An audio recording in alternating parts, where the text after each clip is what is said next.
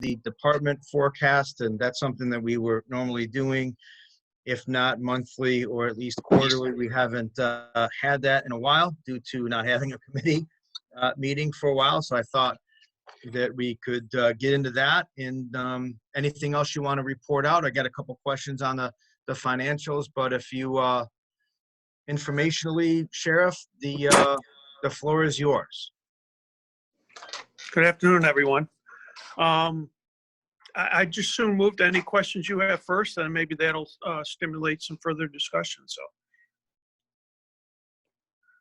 okay, so I do see. Well, I know that probably some of the wages are probably driven by some of the retirements, but I do see a little bit of good news. Obviously, overtime wages are down versus modified versus projected, and potentially $500,000 to be modified. Is that driven kind of to a sense with the personnel, or is the jail driving that, or is that a reduction in overall overtime? That's the first question. well, our salary line is the biggest savings. We're over $4 million under budget on the salary line, and obviously that's a result of positions that have been lost through either the voluntary retirement program or people that have left even before that was offered, or now we're starting to see some retirements that are going to be happening between now and the end of the year. So they're across all 4 departments, and subsequently overtime is not as great of a savings, and that's because overtime is being used to fill many of those vacancies. So at the moment, the projection is we're going to be almost $7 million under budget, and there's really only one line at the moment that's projected to be over budget, and that's about $8,600 as it stands now. But I am expecting that we'll have more vacancies, and obviously it'll be the challenge to certainly in both Janesville and the Justice Center maintain staffing per Commission on Correction standards. And then obviously in our civil and our police department, the fact that we're just not going to be able to put on any academy for any of the departments will make it difficult as we go through the rest of the year. Thank you. Thank you, Sheriff. So, but the 86, so just a quick question on that. So the 86 was in, they have it in 2. All other expenses, right? Okay. Yeah. Not that I nitpick over that on a, millions of dollars, but what's driving that? The overage? Well, all other expenses is it's a complete another spreadsheet of expenses that we occur throughout the year. Most of them are very small amounts, but when you add them all up, it comes up to that 8,600. We're already looking at ways that maybe we can adjust some other lines before fall comes in order to bring that within budget as well. And then I guess so the good news is the savings on the salaries and overtime wages, but at some point in time we're gonna have to backfill those jobs. So we just we'll have to wait and see what happens come budget times. But the bad news is though, but we're a little bit under with our revenues to almost projected revenue shortfall of $1,015,000. Is that so? Appropriations, public safety. That was the public safety grant. Is that just that state aid reduction?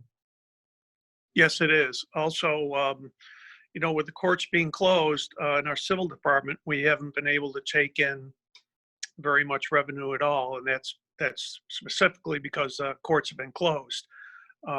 So that also accounts for the lack of revenue.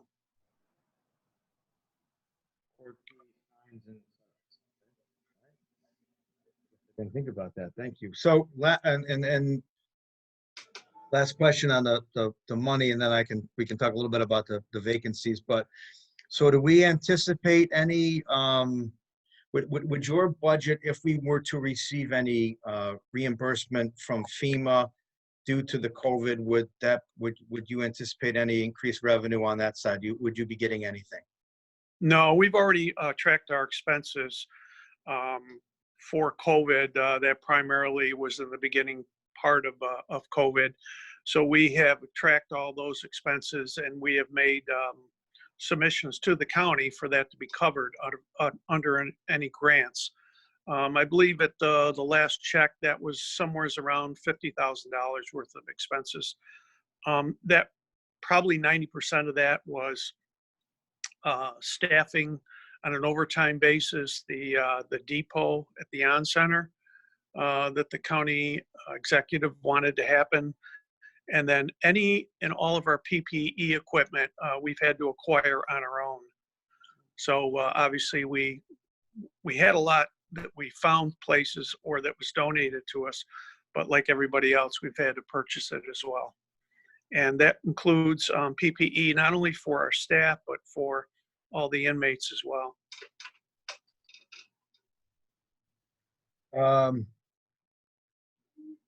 So the other, okay, so those are all the questions that I had on with regards to the numbers or the financials, but before we get into kind of, I think, staff reductions and where they were in specific numbers, I guess I would just ask the committee if anybody has any questions regarding the monies, regarding the financials.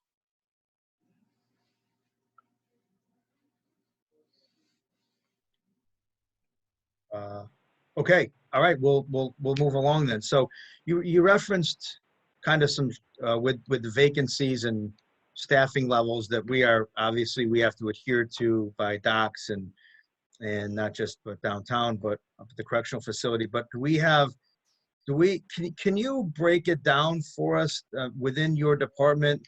How many people have left on the recent incentive, and how many people left prior to that, and staffing levels over the past year? I'd just like to see how many we're down and where at, because I know that we were probably a little short, and I know that we're trying to get an academy, but I just want to know how many actually we have. I'd like to see that over like a year or two. Well, let's talk about the voluntary retirement incentive program first.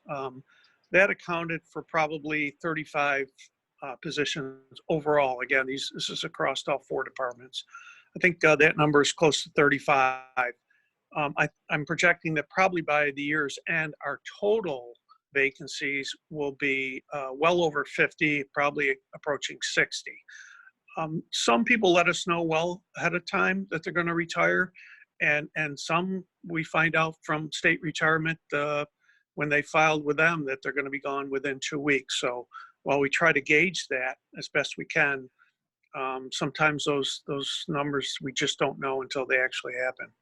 So that's overall where we probably will be. It presents challenges, obviously, in all 4 departments, but in 3 of them specifically. Justice Center and Corrections, we've made some adjustments for various reasons. For a period of time, our sentenced inmates up at Janesville continued to decrease, and that was because the courts were closed. So there was no activity. There was nobody being sentenced. So that number dropped significantly. I think we were down to almost 60 at one point, inmates.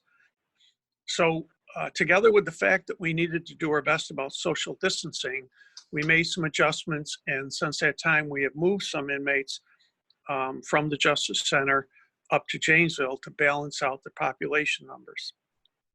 Together with that, while COVID was happening, and only up until recently, we were holding inmates who were called state ready, which means they were ready to go to the state system.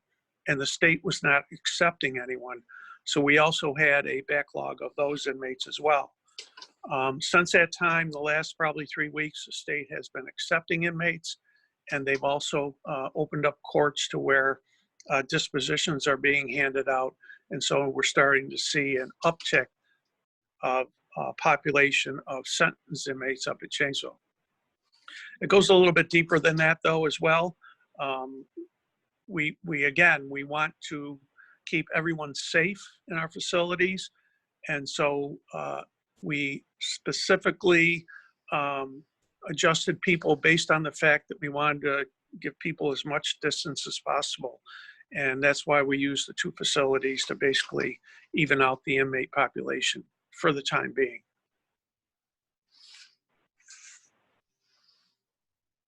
So do we have, are there any, thank you, are there any are any state inmates still waiting to be sent? And how many, what is the number that we have? Do you know the number we have down at the Justice Center and the number that we have in Jamesville currently today? Sure, I get those numbers every single day. So today's population at Janesville is 300, and 100 of those are sentenced inmates. Down at the Justice Center, the number is 245. And as to your question about state-ready inmates, the state tells us when they're ready to come and pick up inmates or when they're ready to receive inmates. So that usually would be in a normal period of time. That could be anywhere from 5 to 10 inmates every 2 weeks. But again, since all of this has been upside down for the last 4 months or several months, we are going at the pace that they tell us they will receive them. Can I make a comment about inmates and the population growth over this time? I'm ADA Mike Manfredi. I'm representing the DA's office, and I just wanted to also add that recently the warrant squad have resumed their normal course of business. So I think some of the upticks they've also seen have been a contributing factor by the warrant squads basically getting back to business and clearing up a lot of extra warrants. So as more warrants are served, more people are taken into. There are a lot of outstanding warrants, but the warrant squad basically wasn't also working during the month of March, April, May. They kind of got into it a little bit in June. The end of July, they've been very active, and from our end, we've seen a lot more arraignments, a lot more warrants, some of which, of course, are bail eligible depending on the offense. I'm sorry if I chimed in at the wrong moment. I've never done this meeting, so if I violated Robert's Rules of Order, I'm sorry. You're fine. You're fine. No worries. I thank you for the info. It's good to know. All right, and we have Sheriff. Last question on that. Federal, do we have any federal inmates too? That's always a question too. Federal inmates that were housed that we're getting reimbursed for? No, it's been my position since I took office that I didn't think that was a good idea for the county. A couple of reasons why. Obviously, a liability reason, and the second is that the rate that the feds would pay us paled in comparison to what our actual costs are to house an inmate. So to me, it didn't make sense from a liability standpoint, nor did it make sense as far as a cost.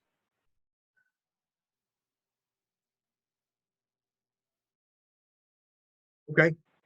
Any other members, committee members who have questions on staffing reductions, or inmate populations? Yeah, Mr. Chairman. Yes, Legislator Rowley, please. Yeah, Sheriff. I forgot. Do we get reimbursed for state-ready inmates? Does the state pay us as we hold those people? We've never been able to get money from the state for that. None of the sheriffs across the state actually have been successful at that. Okay, that's what I sort of remembered. I just wanted to confirm that. Thanks. If I could add something. Sure. Please. Actually, I mean, and this, I consider this to be good news based on the fact of the situation with COVID. Up to today, throughout this whole COVID period of time, we've had only 4 inmates and 4 staff members that have tested positive for COVID. And that's both facilities combined. So I really think it's a testament to certainly both the county and the staff, and doing everything they can to keep the facilities clean and to keep everyone not only safe, but healthy as well. And I'll tell you what, I echo that, because I know that when we first started, when March hit and everything kind of went, the pandemic was really going, and the cases were obviously going exponentially up. We kind of thought that we were very, very cognizant of the people being housed, and many other facilities across the country were not as fortunate. So yeah, and that's a good news story. Yes. And that's something that we were being asked a lot, and a testament. So definitely did a good job for sure. And that should be recognized. Okay. Any other questions before we move on? And then, so we'll just have to wait and see what we have for staffing projections for next year, but we'll have to wait and see as we get closer to the year. And then obviously as people leave, then that overtime line will go up. But do you have an indication of how? So if we have 35 that are gone and we possibly lose 50 or 60 by the end of the year, with not having the ability to put on another academy for, I mean, we're behind. I mean, those things, I mean, you have to test, you have to screen, you have to get ready. So we're even, how far out are we in possibly even having a class get put on? I mean, to date, right? We're months away, a year away from that, correct? Yeah, well, I would guess that we're probably a year away from actually seeing new employees come to work. I can't see where we could even think about holding an academy before the end of this year. And even if we were to do it in the first quarter of 21, those candidates wouldn't actually be useful to us as far as being out of the academy and in any of the departments till summer. Do you think in any way, shape, or form that puts us into not being able to staff accordingly? We should be fine, right? Well, on the police side, we can always accept lateral candidates from other agencies. But on the correction and custody side, that's not possible. Well, it's possible, but it's very rare that you would get someone. So that's, I think, going to be our biggest challenge as to how we fill vacancies in those 2 departments, based on the fact that you will ultimately have to have a class. And while that class is shorter than the police side, it's 12 weeks, it's still getting the list, going through all the pre-employment phases that will take us, like I said, several months before we'd actually be able to utilize those people in their positions. That'll be the challenge. And I do have follow-up from the last minutes, specific to some vehicle use questions moving on. But before I move on to vehicles, does anybody have any other additional questions on that?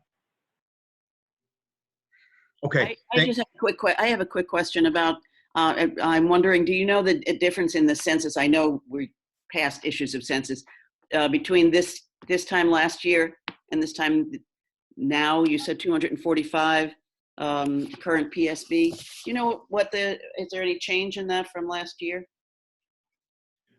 We get a report from the state monthly on that. Unfortunately, I mean, I don't have that report in front of me, but that information is available to us. It comes through the State Sheriff's Association, and it gives monthly populations throughout the year. And then obviously it looks back at the previous year at the same time.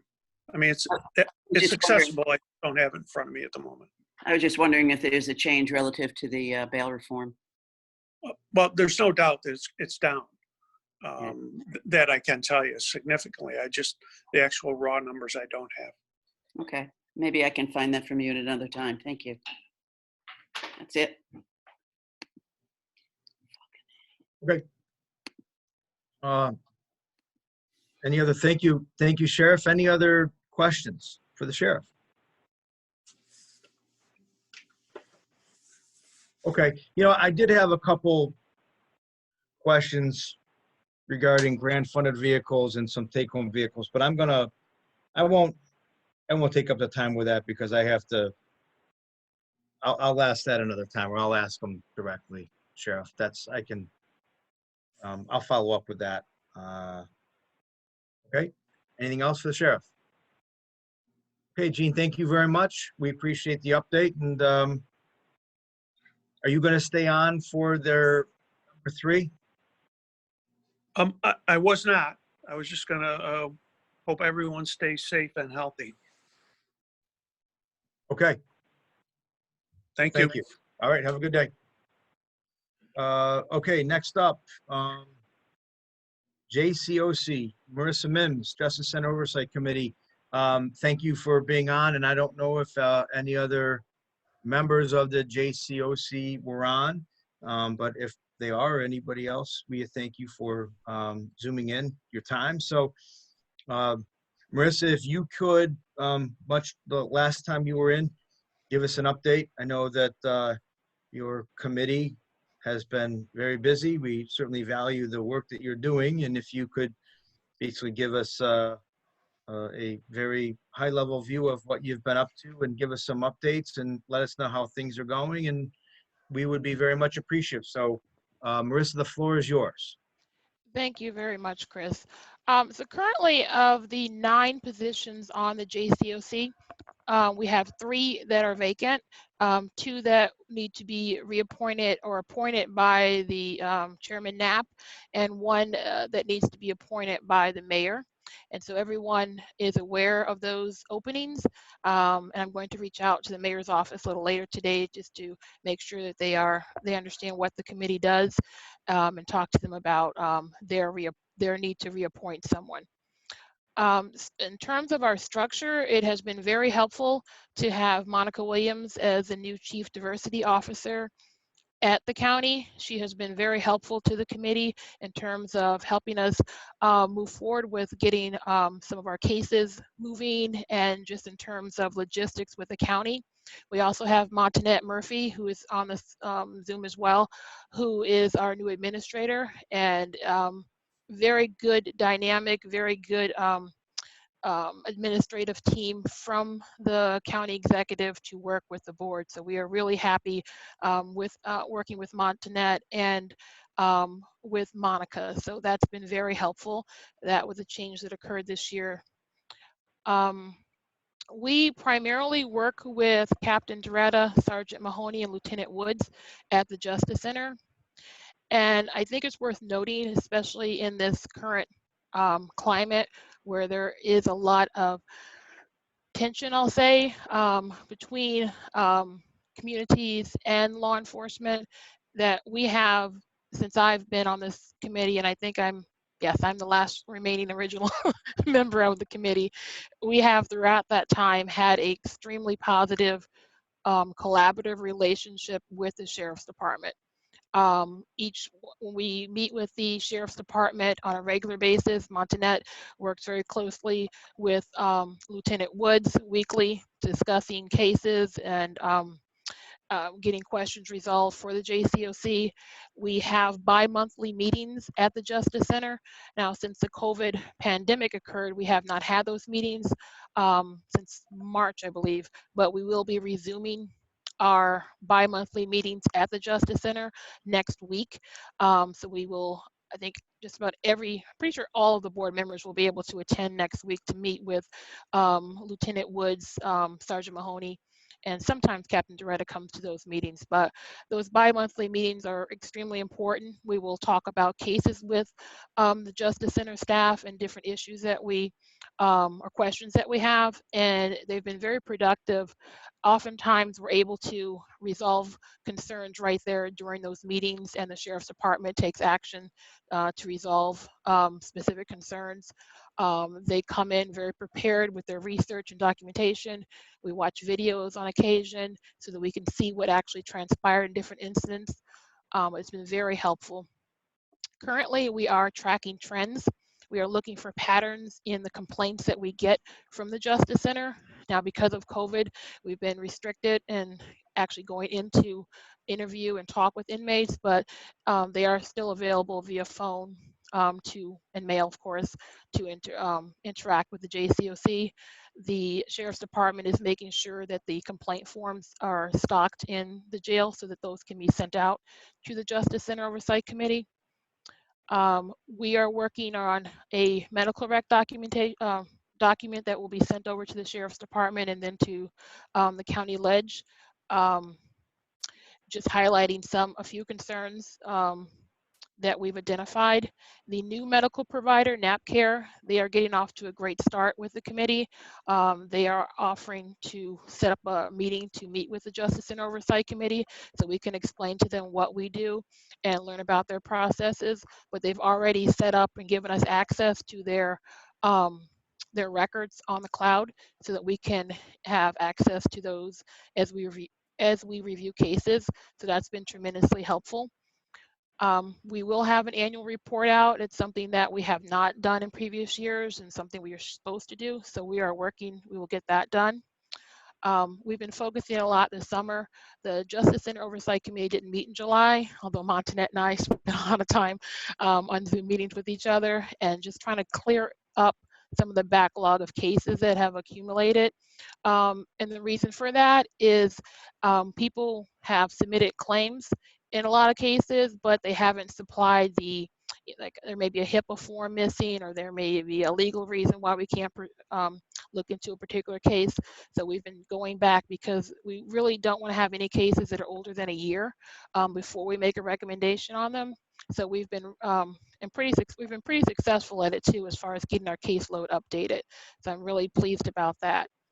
So that, in a nutshell, is what is occurring with the Justice Center Oversight Committee. But again, I do want to emphasize that I think this is a model as to how a community-based group can work with a law enforcement agency to provide recommendations and to look at issues related to the safety and welfare of everyone in the Justice Center. So I really do thank the sheriff and his team for their work. And the 6 members who are a part of that committee have been doing a tremendous job as far as reviewing cases. And that would be my update for you, sir. Marissa, thank you so much. I appreciate your time. We appreciate the work you do, and I do know that I have received some feedback from at least one member of the committee who values all the work and can't say enough good thing about the work that's being done. Quick question, just two quick questions. So the backlog, so do we have a backlog, and it's not a very high, so it's a good, bad, indifferent, normal, or because of COVID, and you're getting through it? And when do you think you'll get through it? So not because of COVID, and it's just in terms of, so people or inmate can submit a complaint to the Justice and Oversight Committee. And because of the nature of the Justice Center where people come and go, sometimes they have not submitted like a HIPAA form. So we can't get the medical records to look into a particular case, or sometimes they may have submitted a notice of claim, in which case we can't, that's a case we're not able to look into either. Or they may have left a Justice Center and we can't connect to that person. So as a committee, we're reviewing all of the cases that are like over a year old and determining what we need to do as far as those cases. Are those cases that need to be closed, or those cases that we want to still keep opening? And some of them aren't official cases yet. They were noticed as pending because we had not received all the documentation. So in terms of a backlog, I mean, perhaps I shouldn't have used that word, because that sort of engenders this idea that there's a long mess of cases, and it's just a matter of clearing up the status of some cases. So now I feel very comfortable with where we are in terms of reviewing cases, especially with the amount of work that we've done over the summer to look at cases, and that we reviewed a large number of them in June at our JCOC meeting, and we're able to close a number of them, and we will be reviewing, or we reviewed some in our last meeting, and we'll do that again until we've caught up. But I'm comfortable that we'll be able to have everything so that it's within at least a year. Thank you. Second question regarding the correctional health provider. You did say that it seems like it's going okay. The initial impression that they've left on me is very positive, because they've expressed a willingness to meet with us, and there's been no hesitation about that. They were very quick in terms of allowing us access to their medical records on the cloud, which is a lot easier than we used to get disc, and then the medical board member would have to go through all these discs, etc. But now it's cloud-based, and they set that up right away. There was no, it was very easy to process. And so at our next meeting, we're going to set up a time to meet with them. So the initial impression is very positive, just in how responsive they've been and how interested they are in meeting with us and hearing about what we do. That's great. So, and that's a really good thing, because it's important. But if that relationship were to change, or if anything isn't always as smooth, if you obviously could report back and just let us know, or I'll reach out, and I just hope that keeps going. And then last question. I know that the yearly report, or the report, usually comes out. Do you have any idea if when or how, when we could be expecting that?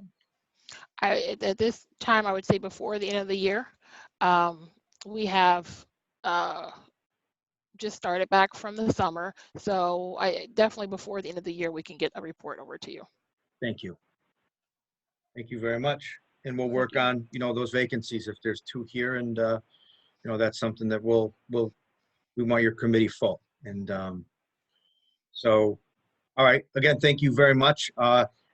Any other members of the committee have some questions for Marissa?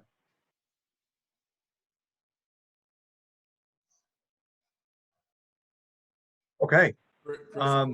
Chris, I'll just hop in really quick. We actually have 2 potential folks to be appointed to the committee. One is one that Marissa recommended herself, who's very interested, and then I have another one that I've recruited that I think will be really, really good as well. So we'll be bringing those to get forward next month for committees to get them approved and serving. So both of them are very interested. So I think they'll be great additions. Okay, that's great. Chairman, thank you. And Chris, real quick, more importantly, Marissa, how's your daughter? You West Point alumni do like to keep a track of each other, don't you? Absolutely. Absolutely. Well, she's not an alumni yet. She's oh my goodness, I'm a bad person, bad parent. She's well on her way, Yuck. though. I believe she's a yuck this year. I think that's the Yep. sophomore. Sophomores Yearling, are yep. referred to as yearlings. Okay, so she's But a yucks yearling. for short. Yep. Okay, yuck yearling. So yeah, she is. They returned July 17th to West Point. We're out at Camp Buckner, which is where they do all their Yep. training activities, and then they'll be starting their march back soon, I believe. So things are going good. Thank you very much for asking. Just for the rest of the committee, Marissa's daughter is an absolute rock star. Just blew the interviewing committee away a couple of years ago when she came and met with us. And it's seeing people like that go down there that make me wonder how the hell I ever got in the place. But that's a discussion for another time. Yeah, we wanted that too, David. Yeah, that's No other comments from people. Oh, well, you opened it up, so. Well, no, thank you very much for asking. Tell her we're thinking about her, and she's making us proud every day. Thank you so much. indeed. Chris, Great, may I yeah. ask a question? Oh, absolutely. Yeah, please. Okay. Montanet, who is the new medical agency that is in the public safety building? Who are they? NAPCare. NAP. NAPCare. Yes, NAP. ma'am. NAPCare. Say again. NAP? It's spelled NAPHCAER. They're based out of the South. Okay. Well, I wasn't aware that we had one, Chris. Did that come to a committee that I missed or something? When did we change? Did we RFP, right? Didn't we when did we change that? Chairman Knapp, that we RFP'd for that, correct? Last year was a nationwide search, and this is a national company, correct? When did they take over? And I believe it went through purchasing, correct? It was NAPCAR. It was late December, actually. The transition began in December. And as I understood, it was a pretty smooth transition from WellPath to NAPCAR. And they are based out of Alabama. And I believe that we had 2, maybe 3 respond to the RFP. I could be wrong. I would have to double check through purchasing, but where I believe it went out to bid, if memory serves me correct. Chairman, it's Brian May. Yeah, it did go out to bid. Obviously, it's a huge contract for the county, so full process was applied. And one was, they were, I don't know, but then there was another, yes, they were vetted and that's where they took over, correct? Okay, obviously I missed it, and I didn't know we have a new one, but I'm glad they're doing a good job. I'm glad you're comfortable with them, and please keep us posted on what's going on. Yes, ma'am, I will. I know you will, Marissa. You do a good job. Thank you. So, Thank Chris, you. can I ask a question? Legislative Chase, of course. So when we make those kind of decisions, technically this also impacts the health committee, and yet nothing ever came through us. I guess I know a lot of it is about the cost of it, but considering the medical resources we have in this community, I can't believe we have to go to Alabama to get people to take care of our inmates. Whatever. Just making my opinion known. There are only a limited amount of, I'm sorry if I should interject here, of organizations that do provide the correctional medical care. So the previous one was a national organization that was based out of state. I don't know if there's one based in New York State, but most of them are not based in New York State that I'm familiar with. So that's why it's a national organization. There's a limited pool of organizations that you can choose from. Yeah, and then when they put out the bid for the work, and all the other bid specs are applicable as to who can do the work or wants to do the work, it's pretty specialized. And there aren't, I think that's a great point, to Marissa's point there aren't a lot of companies that actually do it. And Legislator May, because you chaired the committee prior, jump in. And so prior to NAFCAR was a previous provider, but the provider before them, in my humble opinion, didn't do a real fantastic job, and it ended up, it cost us a lot of money. And so there are specialized, and there aren't a lot of people that actually do it. And treating inmates in the facility instead of taking them out is, there's a lot of cost savings built into it. So there's a lot of moving parts to it. Well, it would be interesting to know what is different from them than any other healthcare provider, because no matter who you are, your healthcare should be delivered on your needs. And I can't believe that anybody who has done healthcare for any period of time can't assess an inmate's needs and meet them. It's all about the assessment, their care plans, their documentation. It boggles my mind that we're hiring an Alabama company to do this. but bear in mind, we may not have had a choice because they might have been the low bidder. Chairman Ryan, I'd be happy to add a little bit of context here. If you, No, please, yeah, because you were part of the, this part of the discussion prior to NAFCAR, yes. are you allow me to speak? Yeah, Brian? no, please, yes, yeah, ask Okay, him. thanks. Yeah. No, Legislator Chase is 100% right, okay, in terms of the commitment to care. Onondaga County found that prior to our last provider, before we made the switch, that we couldn't live up to the legal and ethical expectations that were really required to provide. And that was using local people and employing them as part of Onondaga County government. The exposure that resulted was significant for the county.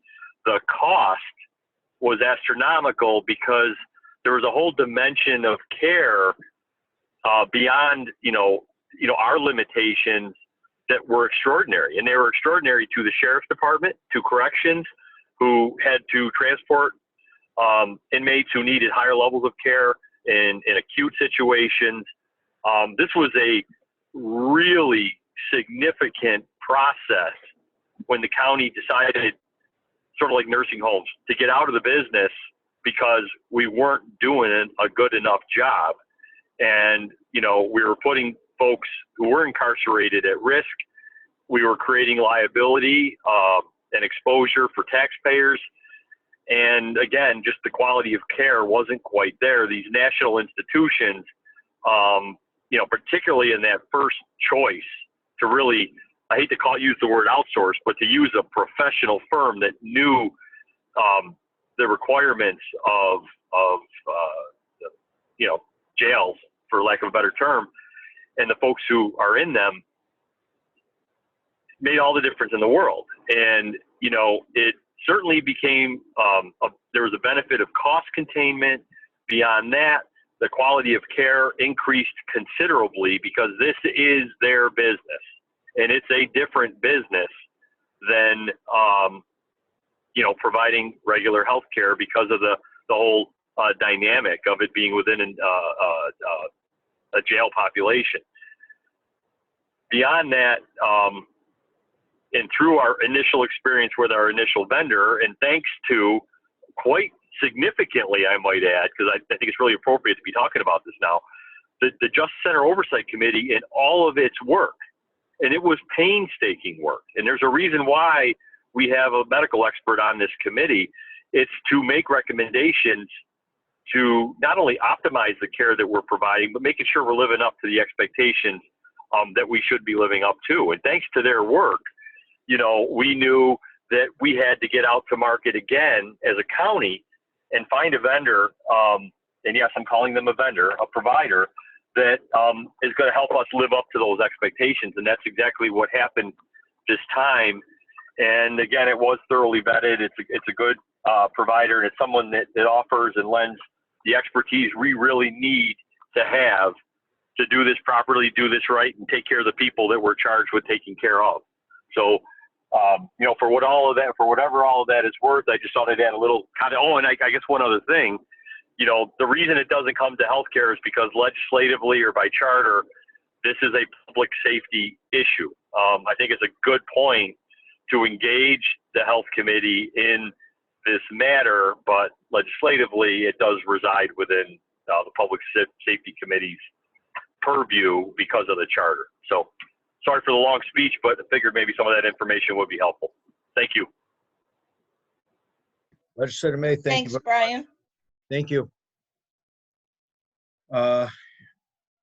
Okay, anything else other than that for Marissa? And thank you very much. I do see that Monica Williams has joined. Thank you for joining, Monica, and thank you for all your help with the Justice Center Oversight Committee. And we look forward to having you back soon, Marissa. We'll look forward to report and stay safe, stay healthy. Good luck with your daughter, and good luck getting back to school. Thank you very much. I appreciate all the support from the counties and the county ledge. So you guys have a good day. Take care. Thank you. So next up, number 3 on our informational update is sparklers, which necessarily shouldn't be is sparklers, but more fireworks. I put this on the agenda to I guess to start the discussion within the committee and see if we're something that we want to do. If you are like me, you received a lot of complaints, many complaints about fireworks back a month or two ago. But then open up the question as I posed the question to the Sheriff Conway, what can we do? And fireworks are still illegal, but is it a result of us not opting in or opting out of a state law? So I guess to start the discussion, we do have somebody from the district attorney's office on here, ADA, who can take us through the law. So if real quick, just what was passed in the state, what did we do, what didn't we do, and what can we do going forward? Hi again, it's ADA Michael Manfredi. I'm the chief of the Municipal Court Bureau here, which basically handles all the City of Syracuse misdemeanors and all the justice courts in the outlying county. The long and the short of it is, Rick Trumfio, our first chief, asked me to stand in on the meeting, and to my understanding, there's going to be a discussion on basically what's being done on our end. I know law enforcement has been making arrests. I know there's been more of a proactive effort in the city of Syracuse and some coordination with some of SPD's higher ups when they're making arrests, that we're basically taking a tough stance of having people plead as charged. These are local ordinances. These are not penal law offenses, so the penalties to expect are in the line of fines. The fines range from $60 up to $250. And from what we've seen, a lot of people are just basically taking responsibility and taking their plea as charged on these fireworks. It's difficult for me to assess what's going on in the outlying counties just because the justice courts, as some of you are aware, have only recently started to reopen. There's a bit of an erratic schedule, so it's difficult to tell from a justice court to justice court basis what's actually going on there. And not to mention, in the justice courts, a lot of the local ordinances are actually handled by town or village attorneys, not our office. So. Thank you. That's good. And, sometimes, it's hard for law enforcement to make arrests because, by the time the police get there, but that doesn't stop. It's a serious public nuisance issue, and I'm not sure how we can address it. I don't even know how we want to address it, but I guess the question is, and I'll throw this out there. So the question was, did we obviously not opting out of the sparklers or opting in, however you want to say it, does that open up the door for people to then buy fireworks? I don't know specifically if I subscribe to that theory, but some people believe it. And the question is, does this committee want to do something about it in anticipation? Obviously, we're not going to do anything about it now, but for next year, is there something that we want a direction that we want to go in? And have other legislators gotten complaints? And if so, do they think it's worth addressing through this committee? So I guess I'll throw that out there. And I know that, I know if Chairman Knapp, if you wanted to weigh in on that too.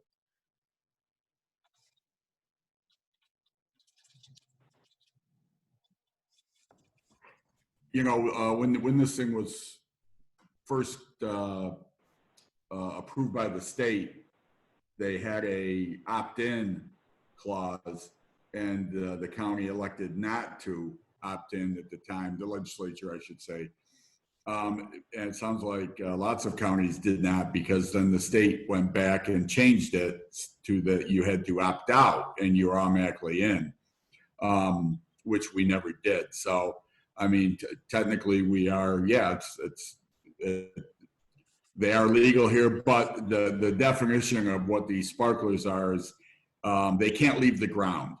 So firecrackers, sparklers, things like that are what we're talking about.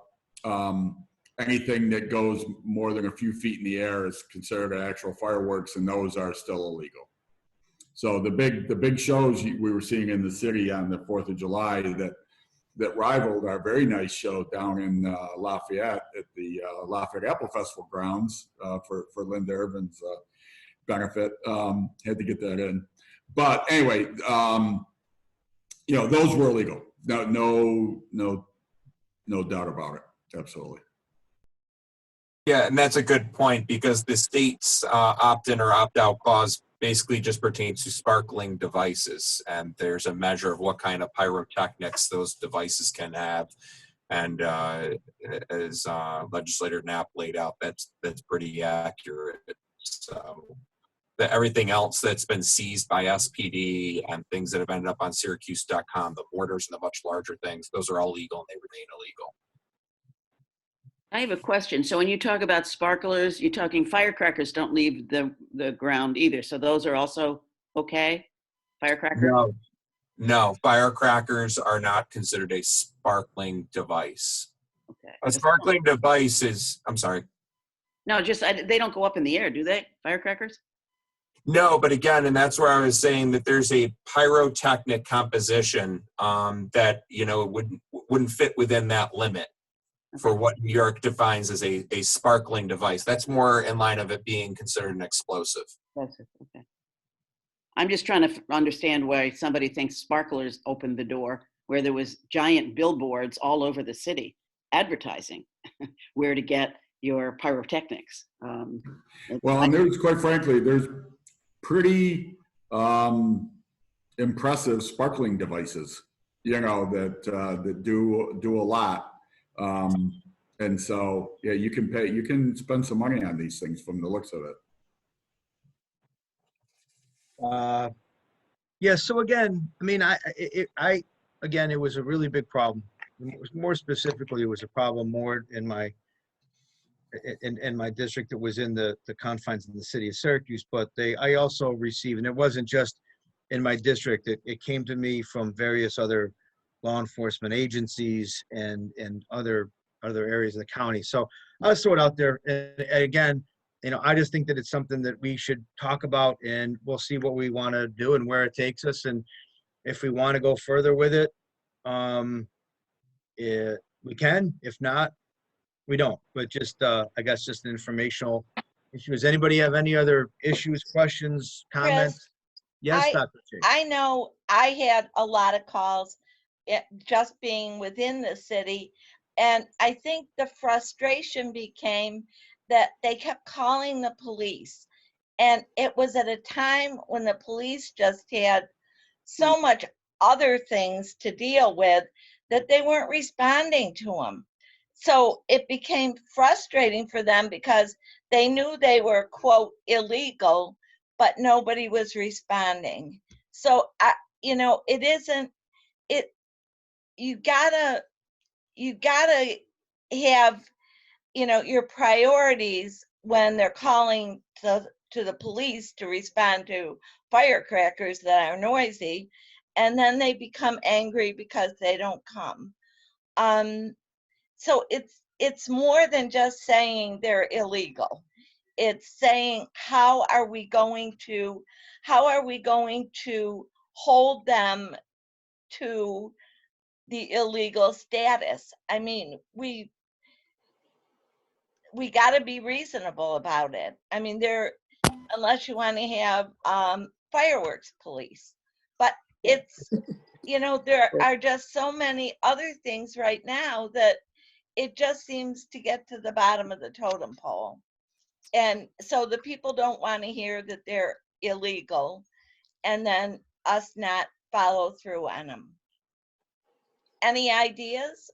Well, I think we need to do something more educational about it as well, because people don't understand what that means. And if you have a big trailer at Walmart selling fireworks, Exactly. then it sounds as though we're promoting the fact that we can have fireworks here in the county. So I think there's a lot that needs to be done besides just talking about it. But I'm not sure how we're going to do that, but I think something more has to happen. And the fire departments do not like having these things be legal at all. And I think it's something to be talked about, and maybe some resolution to happen between now and the next time we have to worry about this. I have a question for the ADA regarding the advertising of illegal products. So there were massive billboards all over the city, on the east side, west side, over on the north side. And tents. And Yeah, tents. So tents selling them. Yeah, tents full of them. So Yeah. can you bust the tent or the van in Walmart, or not allow advertising of an illegal product in our city? In regards to the advertising, I mean, I would always see billboards. And I have to admit, when my younger days, when I was 18, I know that I could go down to Pennsylvania, shoot down 81, and that's where they would sell fireworks. They would only sell to New York residents. Right. But in terms of dealing, there is a law on the books that deals specifically with the dealing of fireworks, and again, I know Syracuse police put out a press release where they had 2, I think, pickup trucks filled, overflowing with fireworks because they were hitting those very things that you mentioned. People who had set up stands or who had driven in from who knows where, and they were arrested, issued appearance tickets, and the fireworks were seized. Yes, I don't know if that answers the question you were asking, but yes, illegal, and yes, when police catch them, they are arrested and the fireworks are confiscated. Well, and also the advertising of illegal products too, but I don't know if that's... I think a lot of those billboards, I think a lot of the billboards that were around that advertised for locally were for the sparkler devices, but they call them fireworks to get people in. But they're actually, the stuff actually in the tents at Walmart and stuff are the sparkler type devices. Those are all legal. Right. But the billboards were for fireworks to go to PA. Absolutely. Yeah. Yeah. Yeah, it was a mess. All of June. I had heard that there was a lot of push because so many the larger, unlike Lafayette, a lot of cities, they all canceled their big fireworks shows. So they were trying to promote just because they were trying to stay in business, because the bulk of their business comes from the major municipal fireworks shows. Hopefully next year it won't be so bad, and we won't be in lockdown. Please stop. Okay. Well, Syracuse police made an effort. Go ahead. I'm sorry, I was going to say Syracuse police made an effort to try and crack down as much as they could, but also, I mean, I have the ShotSpotter application on my work phone. There are shots fired incidents multiple times a night in the city of Syracuse. So I think it became a triage situation where they had to respond to the most serious thing that was going on. I don't think it was apathy or unwillingness to try and crack down. It was just they were stretched thin as is, trying to deal with all the other nightly calls that they would get. So I just wanted to kind of throw that out there. Well, that's a lot of what when I got calls or emails, I responded to that there has to be a prioritization of severity of the crimes, and certainly with the amount of gun violence that we've had, the and homicide would fall to the bottom. Well, thank you very much. Thank you very much for the discussion, Mr. Manfredi. Thank you for being here. Appreciate it. And I think, listen, I think to Leader Irvin's point is, if we're going to do something, we should probably talk about if we want to do something before it happens again, which we've got some time. But I think it's worthy of a discussion. I think we all received enough complaints, so stay tuned for more. Speaking of timeframes and deadlines, we can move into any other questions on that? Okay, so moving on, number 4, criminal justice reform. Thank you. Thank you very much. So I guess the first thing, let me just tee this up, and I would ask. So criminal justice reform was included an executive order from the governor's office. And, I just want to, before we start, I want to bring in Mr. Durr, who I believe is on with us here, about what it is. Can you just speak to the executive order? Can you hear me? I can, yes, and Okay. what it says and what is it that we as a legislative body is compelled to do? Okay. So this is the government's executive order, which requires police forces to adopt a plan by April 1st, 2021.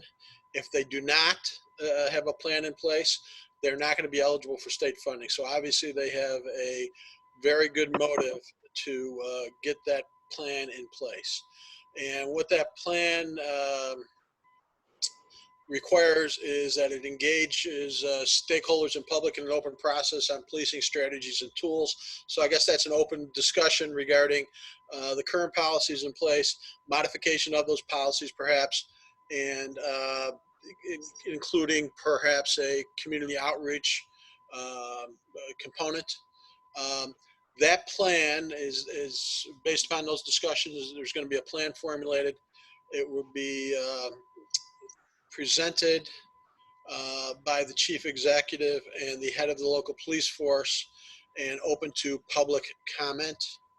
All right. And then after public comment, the plan is presented to the local legislative bodies, which has to approve the plan. And at that point,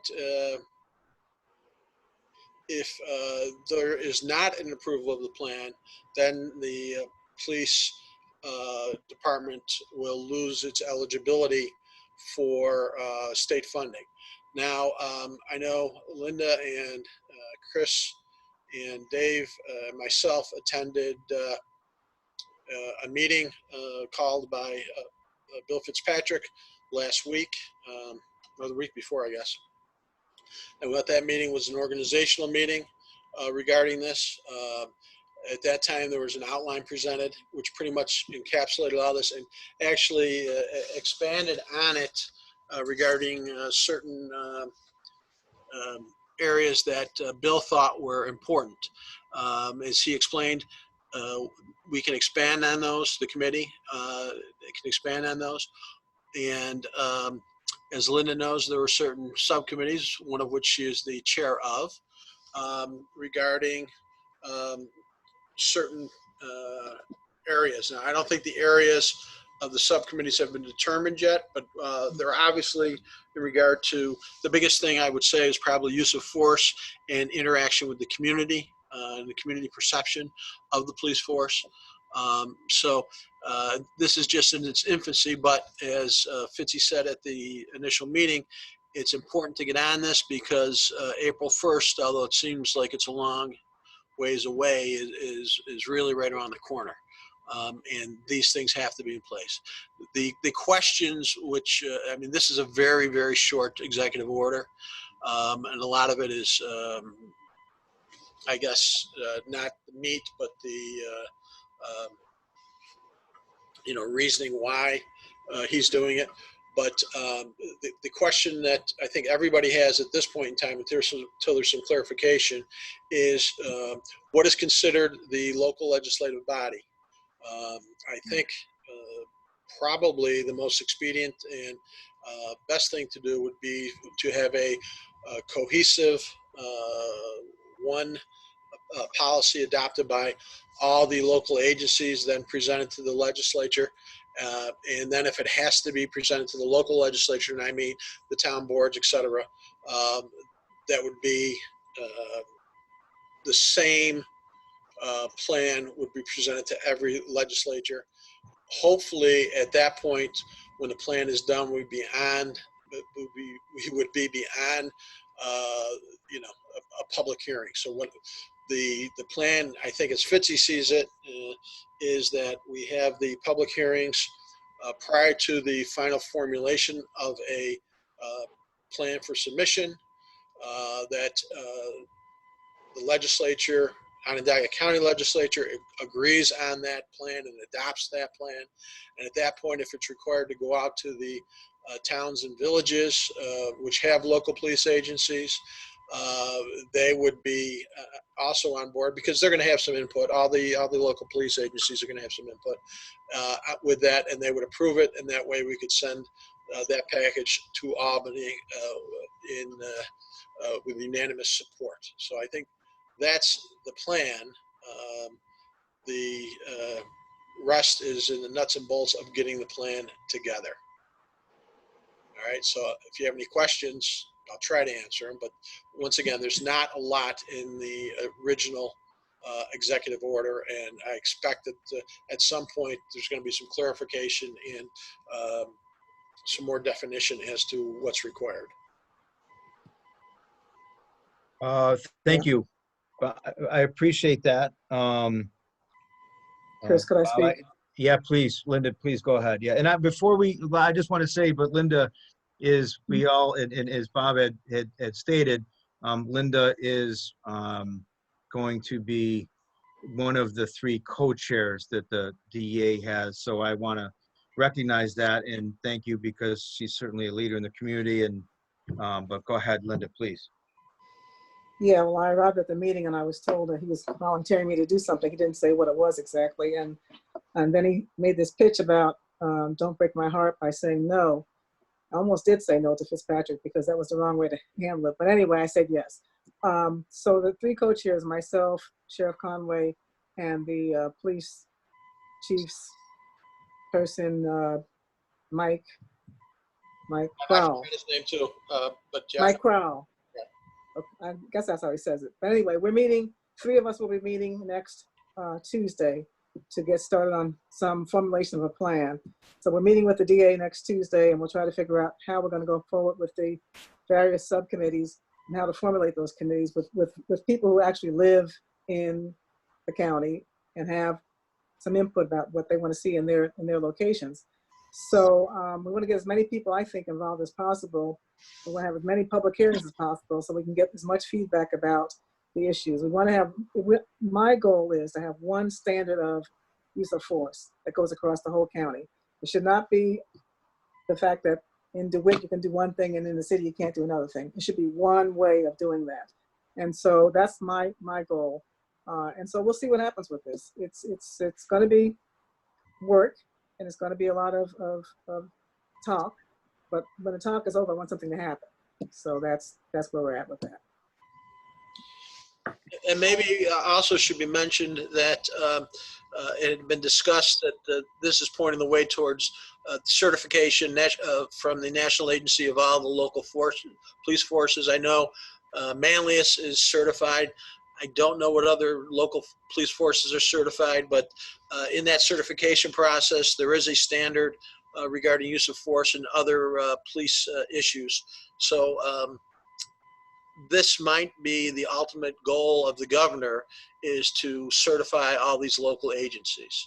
And speaking to Linda's point regarding a unified and cohesive policy throughout the county and probably throughout the state, certification would probably do that, because in the certification process, you have to adopt these same principles. So I think that's part of the goal. Indeed. So I think that definitely we're headed toward their goal, but you know, the full accreditation, and the sheriff's department is, our own sheriff's department is accredited. I'm not, and I don't know how many other town and village police departments are, but we're certainly moving that way. So again, to Leader Irvin's point, and you know, I think that we need to be working towards a uniform, because this is going to fall back on us for legislative approval, one way or the other. So we have to be part of the discussion. So it's certainly in its infancy, but you know, the New York, so the district, the DA's office is basically calling the New York State Police Reform and Reinvention Collaborative. So, you know, it's all, I think it kind of makes sense with working together, but I think that we're going to find out what it is the mission is, how we're going to go about doing it. I think to Leader Irvin's point is we'll have those discussions the next week. Well, the committee, they're going to meet, the 3 co-chairs will meet and see how we beginning to, and at the end of the day, right, the end game. So we know in the beginning, the governor issued the executive order, the police departments must do this, the plan, and if they don't get state aid, and or everybody has to be accredited. That's the beginning of the conversation. The end of the conversation is that the legislative branch of government and legislative bodies have to approve a plan. All in between is what are we doing? And the question is, do we want to be part of this? Does this committee want to be part of it? I don't see why we wouldn't, but those are discussions, and once we get rolling on this again, I don't want to get too ahead, right? I don't want to get way out in front of this because we're just kind of learning to crawl before we walk, but this is something that we have to get to, and being part of the context of bigger conversation is, I think, where we need to be. So I just want to bring that up. And is there any questions on that? Or what it's going to look like, or how we're going to do the work, and when it's going to be brought back? Can I ask a question, Chris? Indeed, yes, Mary.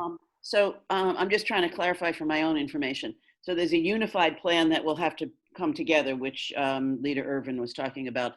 But don't each individual police departments, like Manlius or DeWitt, have to also come up with a revised plan as well?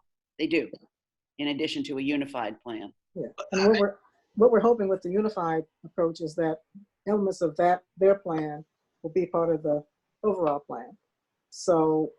But they might certainly be tweaked depending upon the DeWitt or Manlius or wherever.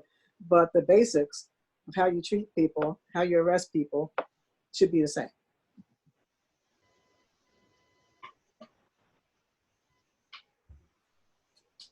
And again, doing some backwards planning here. If this is due April 1st, the way the district attorney was talking about the process, that the county legislature would approve the overall plan, and then each individual town and village who has a police department, and there's in the upper teens of those in the county, there's a lot, would have to approve it as well. So in order to get all that done by April 1st, we're looking more like either January or February, getting it through the legislature so the town and village governments have time to do it themselves as well. So I definitely think that we can expect to have this item, informational item, or not necessarily an informational item, but maybe get a little bit more specific on it in our next committee meeting. But in the meantime, I just wanted to basically just kick off the conversation and certainly and bring in everything that they're going to be working on and get the context from legal, what it is that the body has to do. So starting the conversation, we'll get there. It's a really, really, really important, not just doing this because the governor issued an executive order. I think it's something that needs to be addressed for a lot of different reasons.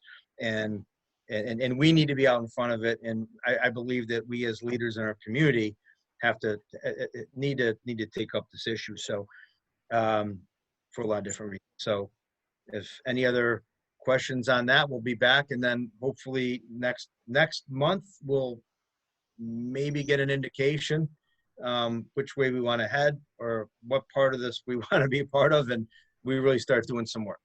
Mr. Chairman, real quick question. Yes, Legislator Rowley. I'll be honest with you. I'm completely ignorant on this whole subject. This is brand new to me. So just a couple questions for Mr. Doer. Outside of the executive order, has there been any guidance at all on what this plan is supposed to be or look like, what it's supposed to contain, what kind of elements, and once this plan is done, whatever it is, who approves it and what standards are we trying to meet? I'm lost. Do you even know what the executive order number is? I could start there. The executive order number, I think it's, I can get that to you. I appreciate it. There's so many of them. 203. 203. Yeah. So there's not a lot of definition in the executive order. It's what I said was probably as much definition that's in the executive order. I think they're waiting for some more details from Albany. But basically what they're trying to do, two things, is get a cohesive use of force policy that makes sense for all departments. And I think they want to standardize that, and as well as do a community outreach program, and get these agencies certified. I think they want to have some kind of uniform across the board policies for all the departments, which obviously makes sense. The process, once again, is to, as Onondaga County sees it now, all right, because we haven't been given any clear definition by the state yet, is that we hope to do these community outreach programs, address the specific issues that we believe need to be addressed, including those ones I just talked about, come up with a plan in written form, which is approved by all committee members and hopefully going to the legislature, Onondaga County legislature, and get unanimous approval there. Obviously, prior to that, it would be approved by the police agencies also. At that point, if there is a need, and I think there's going to be a need for the local agents or local governments which have a police force, it would then go out to them for their approval. And hopefully, in the meantime, they would have input on the initial plan, and this wouldn't be going out to them to modify or change, but just to ratify and approve. And then we would send it into Albany. So the process is to do this in all one movement, get a plan together, get it approved by the county ledge, send it out to the local governments, get that approval, and then forward it to Albany. I wish I had more details as to what exactly they wanted, but I think Legislator Irvin hit the nail on the head. Use of force, I think community outreach is part of it. Uniformity in all the local agencies, try to get them cohesive with one another. And I think that's the main goal. Yeah, that's it. And I'm sure there'll be more information coming from Albany as we go along with this, but for right now, that's as much as we know. And, making sure that we get a lot of community input is the big thing. I think we have to make sure that that's part and parcel of what we do. Right. We have representatives from several of the towns at the initial meeting, and we're going to make sure that going forward there'll be additional input from other people as well. So. Right, and going back to that meeting, the organizational meeting or initial meeting, they also discussed diversity, recruitment, and the certain labor agreements. I mean, it got fairly deep regarding labor agreements and possibly residency requirements for SPD officers. So that stuff was discussed, and I'm sure it's going to be addressed. Yeah. Legislator Rowley, are you? I'm fine. No, you're not. No, you're right. No. I mean, there's so much coming out of Albany. It's unbelievable. Well, it's not just Albany. I mean, if nothing else, if you're not paying attention to anything else, then you should certainly know that police brutality is an issue and it needs to be addressed everywhere. And so, yes, he's taken the top down from the governor telling us we have to do something. We should want to do something anyway. And so that's what we're going to do.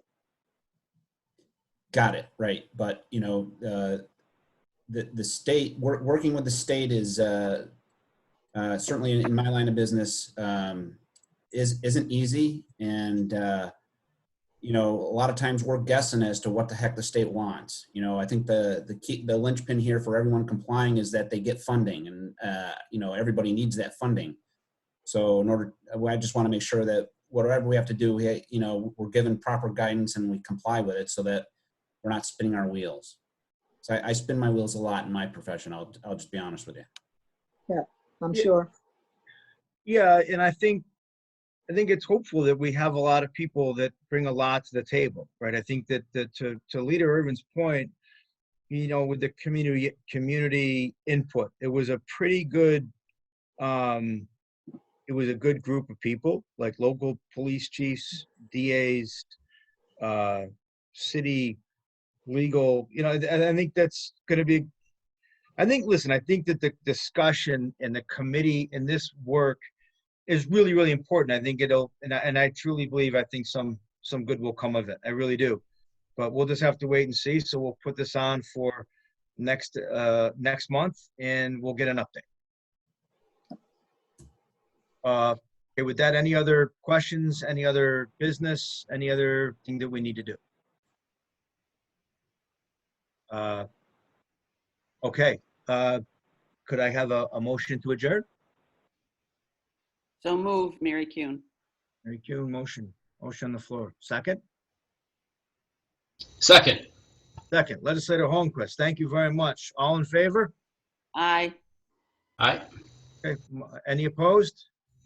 Okay, motion carries. We are adjourned. Thank you very much, everybody who got on, and a good meeting, and look forward to talking next month or before. So have a great day, everybody, and stay safe. Thank you.